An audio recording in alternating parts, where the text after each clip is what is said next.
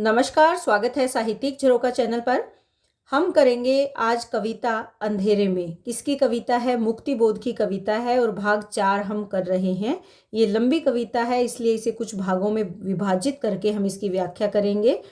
3 भाग मैं इसके करवा चुकी हूँ, उनका लिंक मैं इस वीडियो के डिस्क्रिप्शन में डाल दूंगी, तो आप वहाँ से देख सकते हैं। आइए आज आगे की कविता देखते हैं। देखिए, जैसा कि हम जानते हैं कि इस कविता को मन के अंतर्द्वंद को दर्शाने के लिए फैंटेसी शैली में लिखा गया है। तो इसमें कवि अपनी कल्पना के माध्यम से जो तत्कालीन परिस्थितियां हैं उनके बारे में और मन में उठते हुए विचारों को अभिव्यक्ति दे रहे हैं। कवि क्या कहते हैं? अकस्मात अकस्मात 4 का गजर कहीं खड़का। गजर यानी घंटा, 4 बजने का घंटा कहीं दूर उसने ध्वनि की, मेरा दिल धड़का। अचानक से बजने वाला जो 4 बजे का घंटा है, उसके बजने से कवि का दिल धड़का। उदास मटमैला मन रूपी वल्मीक चल विचल हुआ सहसा।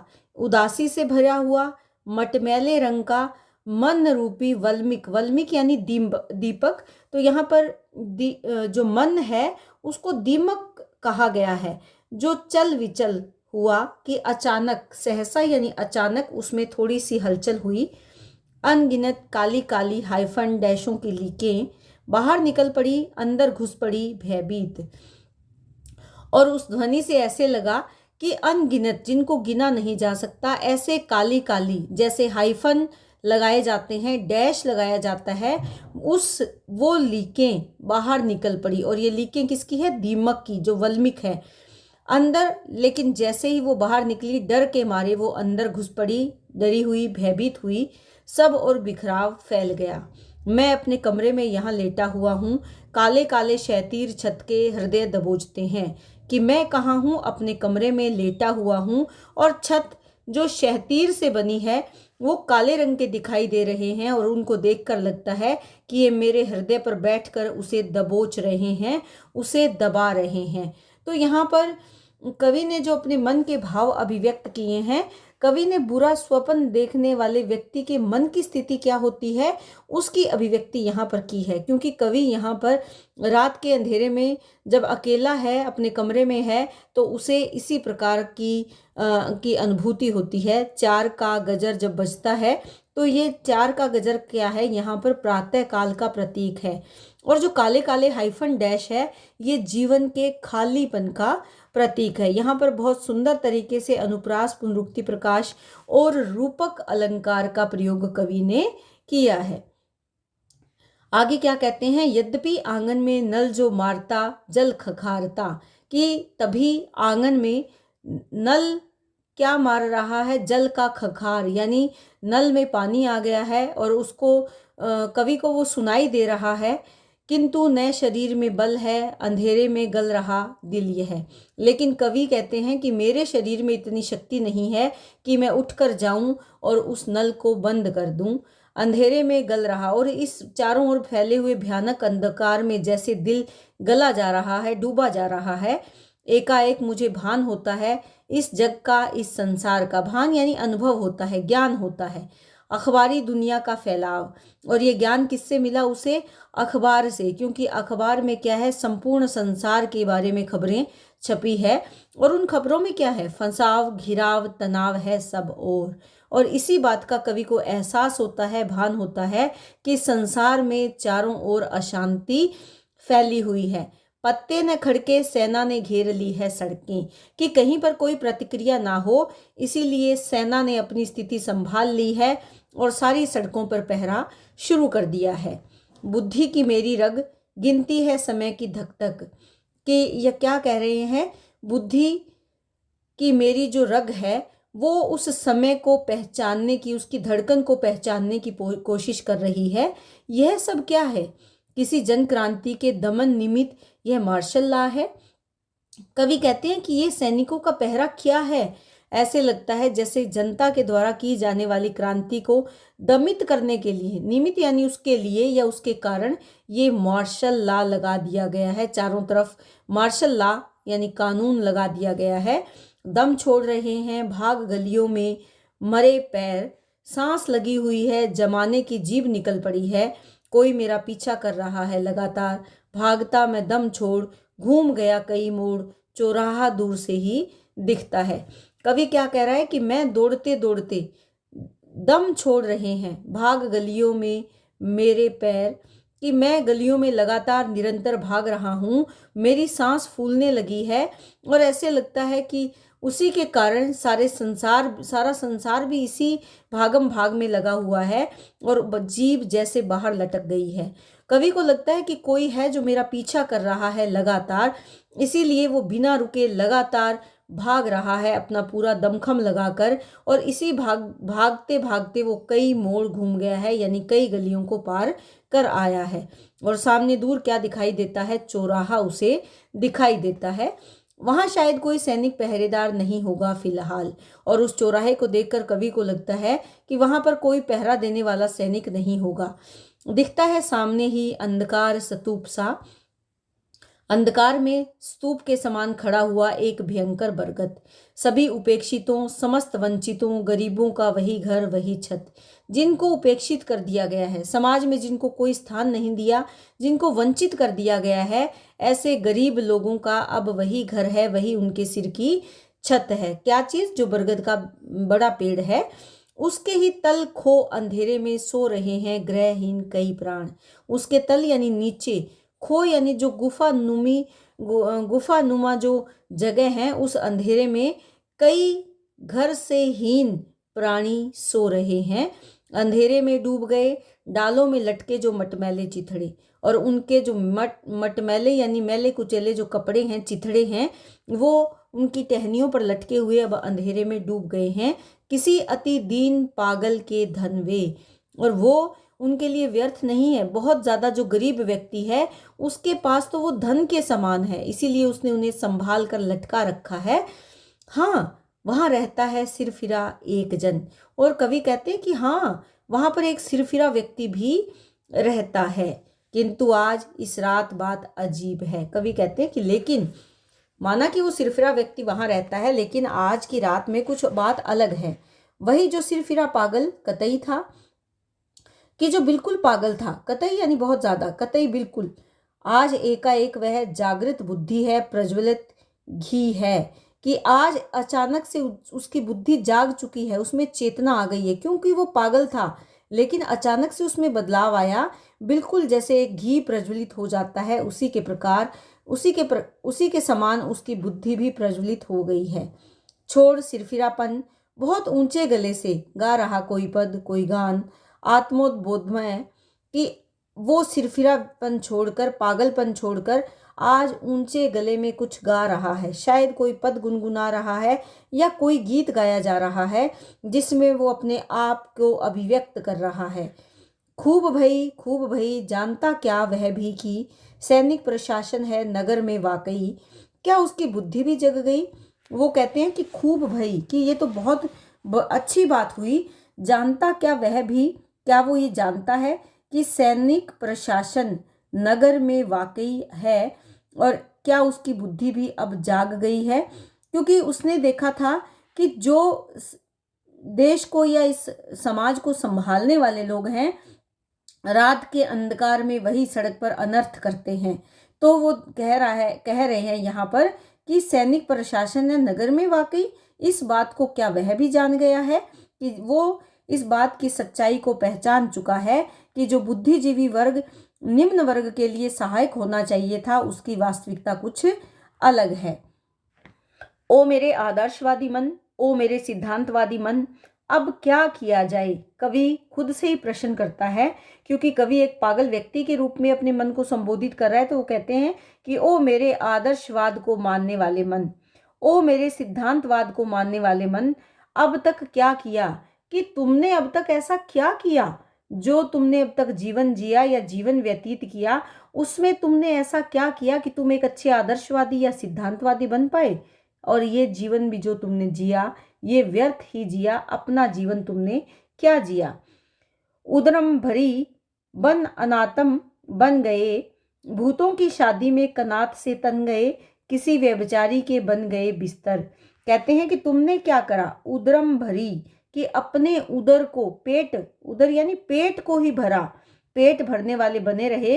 अनातम, अनातम यानी आत्मा से रहित, जिसकी आत्मा मर गई उस प्रकार के तुम भी अनातम बन गए, यानी तुम आत्मा से रहित हो गए। अगर आत्मा होगी तो संवेदना होगी, भाव होंगे, लेकिन तुम तो भावहीन हो गए हो। बिल्कुल वैसे ही जैसे भूतों की शादी में कनात, भूत यहाँ पर कौन है? जो ऐसा वर्ग, चाहे वो मंत्री है, पूंजीपति वर्ग है, या अच्छे जो अधिकारी हैं, उनकी शादी में अर्थात उनकी खुशी के लिए तुम कनात के समान तन गए। कनात क्या होती है? जिसको हम शामियाना कहते हैं। जो शादी के अवसर पर, विवाह के अवसर पर या किसी शुभ अवसर पर एक कपड़े की छत बना दी जाती है, उसे हम कनात कहते हैं।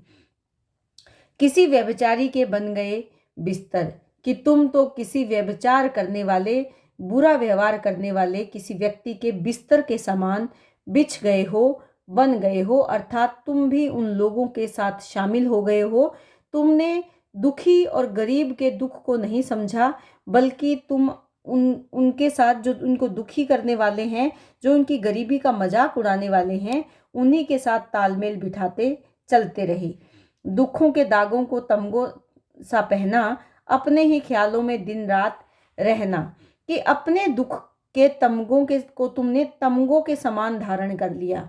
मेडल कह सकते हैं कि तुमने अपने ही दुख को पहने रखा, धारण किए रखा, और तुम अपने ही ख्यालों में दिन रात रहे।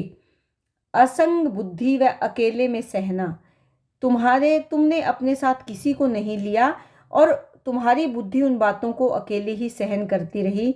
जिंदगी निष्क्रिय बन गई तलघर, कि तुम्हारी जिंदगी बिल्कुल निष्क्रिय बन गई। तलघर यानी गोदाम, जो नीचे की भूमि होती है, तुम वो बनकर रह गए। अब तक क्या किया, जीवन क्या जिया, कि तुम अब तक बिल्कुल क्रियाहीन रहे, बिल्कुल गोदाम की तरह जो निष्क्रिय पड़ा रहता है। मुझे बताओ कि तुमने कौन सा महान काम किया है इस समाज के लिए, क्या जीवन जिया है तुमने। तो ये किसको संबोधित कर रहे हैं? जो समकालीन साहित्यकार हैं, जो समकालीन कवि हैं, उन पर करारा व्यंग्य किया है कि तुमने केवल अपने स्वार्थ की पूर्ति के लिए साहित्य की रचना की, केवल अपने दुख दर्द को बढ़ा चढ़ाकर प्रस्तुत करते रहे, सामान्य जनता के दुख दर्द को समझने का तुमने कोई प्रयास नहीं किया। बताओ तो किस किस के लिए तुम दौड़ गए? करुणा के दृश्यों से हाय मुंह मोड़ गए, कि बताओ किस किस के लिए तुम उसके बुरे समय में दौड़े चले आए। जहां पर करुणा की जरूरत थी, जहां पर दुखदाई दृश्य थे, वहां से तुमने मुंह मोड़ लिया, बन गए पत्थर। बहुत ज्यादा लिया, बहुत कम दिया, कि तुम पत्थर हो गए, भावनाओं से हीन, संवेदनाओं से हीन। तुमने अपने मन को कठोर कर लिया। तुमने इस समाज से बहुत कुछ लिया, लेकिन बदले में कुछ भी तुमने नहीं दिया। मर गया देश और जीवित रह गए तुम, कि तुमने इस देश को मार दिया और स्वयं तुम जीवित रह गए। अपने स्वार्थों के भशीभूत होकर तुम अपने देश के प्रति जो कर्तव्य था उसको तुम भूल गए। लोकहित पिता को घर से निकाल दिया। लोहित यानी लोक आएगा यहाँ पर। लोकहित करने का जो भाव है, जो पिता के समान होता है, उसको तो तुमने घर से ही निकाल दिया। जन मन करुणा सी माँ को हंकाल दिया, और जो माँ के समान स्नेहशील भाव है, जनता के प्रति मन में करुणा का भाव किसके समान है? एक माँ के स्नेह के समान है, उसे भी तुमने बाहर निकाल दिया। स्वार्थों के टेरियार कुत्तों को पाल लिया। टेरियार एक खूंखार जाति का कुत्ता, और तुमने किसको पालकर बड़ा किया? टेरियार यानी स्वार्थ रूपी कुत्ते को तुमने पाल लिया। और ये कुत्ता ऐसा है जो अपने स्वार्थ के लिए किसी को भी नुकसान पहुंचा सकता है। भावना के कर्तव्य त्याग दिए, कि तुमने जो तुम्हारे अंदर भाव थे, जो कर्तव्य का भाव था, उसको तुमने त्याग दिया। हृदय के मंतव्य मार डाले, कि हृदय के भावों का जो मूल उद्देश्य है वो तुमने समाप्त कर दिया। बुद्धि का भाल ही फोड़ दिया, कि बुद्धि सोच विचार ही ना कर पाए, इसीलिए तुमने उसका मस्तिष्क, उसका माथा ही फोड़ डाला। तर्कों के हाथ उखाड़ दिए। जिन हाथों को तर्क करने चाहिए थे, तर्क के लिए उठने चाहिए थे, उन हाथों को ही तुमने अपंग बना दिया। जम गए, जाम हुए, फंस गए, अपने ही कीचड़ में धंस गए। और तुमने जो अपने तरफ चारों तरफ खुद को बचाने के लिए चक्रव्यूह तैयार किया था, उसी के कीचड़ में तुम धंस गए। तुम जम गए हो, तुम जाम हो गए हो, तुम फंस गए हो स्वयं के रचे हुए जाल में ही, और अपने ही कीचड़ में तुम अब धंस गए हो। और ये कीचड़ किसका है? स्वार्थी भाव का जो कीचड़ है।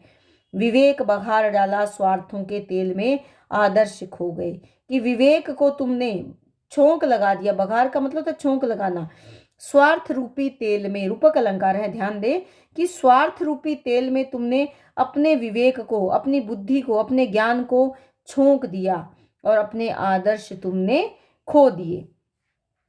अब तक क्या जिया, जीवन क्या जिया, कि अब तक क्या किया और क्या तुमने जीवन जिया जब दूसरों के लिए कुछ नहीं किया। ज्यादा लिया और दिया बहुत कम, मर गया देश अरे जीवित जीवित रह गए तुम। कवि कहते हैं कि तुमने देश से केवल लिया, वापिस कुछ नहीं दिया। मर गया देश, तुमने देश को मार दिया और केवल अपने स्वार्थ को तुमने जीवित रखा। मेरा सिर गर्म है इसीलिए गर्म है, सपनों में चलता है आलोचन। मेरा सिर गर्म हो रहा है और शायद यही कारण है, सपनों में भी, क्योंकि मैं आलोचना करता हूँ। इस समाज में फैली हुई बुराइयों के बारे में सोचता हूँ। विचारों के चित्रों की अवली में चिंतन, कि मेरे दिमाग में, मेरे मस्तिष्क में, मेरी कल्पना में, मेरे विचारों के जो चित्र है उनकी पंक्ति में हमेशा चिंतन बना रहता है। निजतव माफ है बेचैन, क्या करूं किससे कहूं, कहाँ जाऊं दिल्ली या उज्जैन। वो अपने आप को माफ करने के लिए बेचैन है। निजतव माफ है बेचैन, क्या करूं, कि मैं अपने आप को माफ करना चाहता हूं। मैंने जो अपने कर्तव्यहीनता की है मैं उसको स्वीकार करना चाहता हूं, लेकिन मैं इसके लिए क्या उपाय करूं, कहाँ जाऊं, किससे मैं अपना दर्द बांटूं, किसको को कहूं, दिल्ली जाऊं या उज्जैन की तरफ मुझे जाना चाहिए।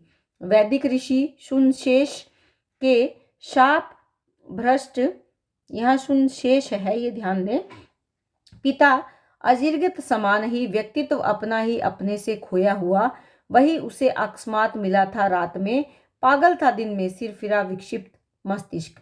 जो वैदिक ऋषि हैं, कौन है, अजीर्गत जो वैदिक ऋषि हैं, उन्होंने श्राप से ग्रसित होकर अपने ही पुत्र सुनशेष को मार डाला था। इसीलिए वो कहते हैं कि तुम अपने ही पैरों पर खुद कुल्हाड़ी मारना, अपने ही वंश का नाश कर देना। यानी जैसे ऋषि सुनशेष के लिए उसके मन में कोई भाव नहीं बचा। क्यों नहीं बचा? स्वार्थ के कारण। उसे श्राप मिला हुआ था। ऋषि कौन है? अजीर्गत है और उनके पुत्र कौन है? सुनशेष हैं। श्राप के कारण ऋषि जो है वो भ्रष्ट हो गए थे और अपना पेट भरने के लिए उन्होंने अपने ही पुत्र की बलि देने के लिए वो तैयार हो गए थे। तो यहाँ इस उदाहरण से कवि क्या कहना चाहते हैं कि मन अपने स्वार्थ को पूरा करने के लिए सबसे नीचे से नीचे स्तर पर भी गिरने से परहेज नहीं करता। यानी कवि का मन स्वार्थ में इतना ज्यादा लीन हो गया है कि उसे किसी अन्य की कोई चिंता नहीं है। व्यक्तित्व तो अपना ही अपने से खोया हुआ है, अपनी ही पहचान खुद से अलग हो गई है। वही उसे अचानक वही पहचान जो खो चुका है वो उसे रात में मिलता है एक पागल के समान। पागल था दिन में, वो दिन में तो पागल दिखता है, सिर फिरा दिखता है, विक्षिप्त मस्तिष्क, यानी जिसका जो दिमाग है वो पागल हो गया हो, विक्षिप्त हो गया हो। हाय हाय, उसने भी यह क्या गा दिया, क्या उसने क्या नया ला दिया, प्रत्यक्ष मैं खड़ा हो गया। कि ये उसने क्या गाना गा दिया, क्या बता दिया, ये कौन सा नया विचार वो समाज में लेकर आ गया है। प्रत्यक्ष यानी सामने, मैं खड़ा हो गया। किसी छाया मूर्ति सा समक्ष स्वयं के होने लगी बहस और लगने लगे परस्पर तमाचे। कि मेरा अंतर्मन मेरे सामने खड़ा है और मैं एक छाया की मूर्ति के समान उसके सामने खड़ा हूं। आपस में दोनों की बहस होती है, यानी अंतर्मन और बहिर्मन दोनों की बहस होती है और एक दूसरे को लगने लगे परस्पर तमाचे, एक दूसरे को फटकारें लगती हैं, तमाचे लगते हैं। छी छी छी, पागलपन है, वृथा बेकार में आलोचना है। गलियों के में अंधकार भयावह है, चारों ओर गलियों में भयानक अंधकार फैला हुआ है, मानो मेरे कारण ही लग गया मार्शल लॉ है। और कवि को लगता है कि मानो मेरे कारण ही मार्शल लॉ लगा दिया गया है, मानो मेरी निष्क्रिय संज्ञा ने संकट बुलाया है, कि मैं निष्क्रिय हो गया हूँ, अपने कर्तव्य से विमुख हो गया हूँ, इसी के कारण समाज में ये संकट आ गया है। मानो मेरे ही कारण दुर्घट हुई यह घटना, कि मेरे ही कारण ये घटना घटित हो गई है। कौन सी घटना? जो मार्शल लॉ की घटना है, कि मेरे ही कारण ये घटना घटित हो गई है। चक्कर से चक्कर लगा हुआ है, जितना ही तीव्र है द्वंद्व क्रियाओं घटनाओं का बाहरी दुनिया में, उतनी ही तेजी से भीतरी दुनिया में चलता है। द्वंद्व की फिक्र से फिक्र लगी हुई है, चक्र से चक्र चल रहा है। और ये चक्र कितनी तीव्रता से चल रहा है? ये द्वंद्व क्या है? विचारों की लड़ाई, क्रियाओं और घटनाओं का। और ये चक्र जैसा बाहरी दुनिया में चल रहा है, उतनी ही तेजी से मन के भीतर की दुनिया में भी चल रहा है, फिक्र से फिक्र लगी। यानी एक चिंता के बाद दूसरी चिंता लगने को तैयार बैठी है। आज उस पागल ने मेरी चैन भुला दी कि आज मैं बेचैन हो गया हूं। पागल कौन है? कवि का अंतर्मन, कि आज मेरा मन जो पागल है वो मेरे सामने आ गया और उसने मेरे चैन को छीन लिया है, मुझे बेचैन कर दिया है, मेरी नींद गंवा दी। और जिसके कारण मेरी नींद मेरी आंखों से चली गई है। क्यों? क्योंकि मैं चिंताग्रस्त हो गया हूं। मैं इस बरगद के पास खड़ा हूं, मेरा यह चेहरा घुलता है जाने किस अथाह गंभीर सांवले जल में। मैं उस बरगद के बिल्कुल पास, बिल्कुल सामने खड़ा हूं और मेरा चेहरा सांवले जल में, सांवला जल जो पानी घने दिनों तक किसी जगह खड़ा रहता है, मटमैला हो जाता है, बिल्कुल वैसे ही कवि कहता है कि घुलता मेरा ये जो चेहरा है ये बहुत ही गंभीर सांवले जल में जैसे घुलते जा रहा है, झुके हुए गुमसुम टूटे हुए घरों के। और ये सांवलापन क्यों आ गया है? चिंता के कारण, क्योंकि कवि चिंतित है, इसीलिए उसके मन पे, उसके चेहरे पर गंभीरता का भाव है और इसी गंभीरता के कारण उसके चेहरे पर सांवली छाया आने लगी है या सांवलापन छाने लगा है। झुके हुए गुमसुम टूटे हुए घरों के तिमिर अतल से घुलता है मन, ये कि झुके हुए गुमसुम टूटे हुए जो अधूरे घर हैं उसमें अंधकार अतल, जिसका कोई अथा नहीं, अथाह अंधकार जिसका कोई तल नहीं है, वो मन में जैसे घुलता चला जा रहा है। रात्रि के श्यामल ओस से क्षालित कोई गुरु गंभीर महान अस्तित्व महकता है लगातार। कवि कहते हैं कि रात के अंधकार में, श्यामल ओस से, कि रात के अंधेरे में सलोनी ओस या काली कह सकते हैं, काली ओस से क्षालित, क्षालित का मतलब धोया हुआ। तो यहाँ पर कवि कहते हैं कि रात की सांवली या काली ओस से धोया हुआ कोई बड़ा गंभीर या कोई गंभीर और महान अस्तित्व महकता है लगातार, निरंतर महक रहा है, मानो खंडहर पसारों में उद्यमान, कि चारों ओर बिखरे हुए जो खंडहर हैं, प्रसार यानी जो घर हैं, उसके भीतर वो उदयमान है। गुलाब चमेली के रात्रि तिमिर में, रात के अंधेरे में गुलाब और चमेली का बगीचा जो महक रहा है, महकते ही रहो हर पल। कवि कहते हैं कि जो रात के अंधकार में गुलाब और चमेली का बगीचा महक रहा है, वो महकता ही रहे और अपनी सुगंध चारों ओर फैलाता रहे। किंतु वे उद्यान कहाँ है? कवि फिर कहते हैं, लेकिन मैं ये पता नहीं लगा पा रहा हूँ कि ये उद्यान, ये बगीचे कहाँ है। अंधेरे में पता नहीं चलता, मात्र सुगंध है सब ओर, चारों ओर केवल खुशबू फैली हुई है। पर उस महक लहर में, उस महक की आती हुई जो लहर है, उस लहर में कोई छिपी वेदना, कोई गुप्त चिंता छटपटा रही है। लेकिन कवि उस सुगंध के साथ साथ उस पीड़ा को भी अनुभव कर रहा है जो चारों ओर बिखरी हुई है। ऐसे लगता है कोई रहस्यमय चिंता है जो छटपटा रही है, यानी कोई गंभीर घटना होने वाली है। इस बात का संकेत यहाँ पर कवि के माध्यम से दिया जा रहा है। कवि ने यहाँ अलग अलग प्रकार के प्रतीकों का प्रयोग किया है और वातावरण की गंभीरता का परिचय देने का प्रयास यहाँ पर किया है। इसके साथ साथ वेदना और चिंता का मानवीकरण यहाँ पर किया है। हमने इसमें देखा कि अनुप्रास, उत्प्रेक्षा और रूपक अलंकार का बहुत सुंदर तरीके से प्रयोग किया है। और आप ये ध्यान में रखें कि संपूर्ण कविता मुक्त छंद में रचित है। आत्म विश्लेषणात्मक शैली का प्रयोग कवि ने यहाँ पर किया है। तो उम्मीद करती हूँ कि कविता आपको बहुत अच्छे से समझ में आ रही है। इसी तरह चैनल से जुड़े रहें, लाइक करें, शेयर करें, सब्सक्राइब करें।